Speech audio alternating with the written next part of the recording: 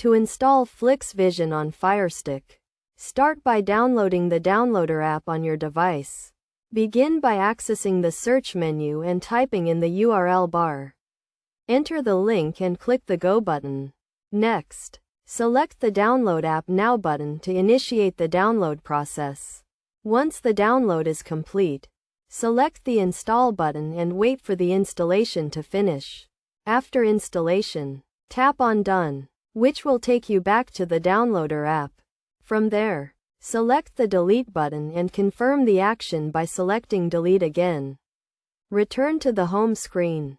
Then select the app drawer icon on the right side, where you will find the Flix Vision app displayed at the bottom.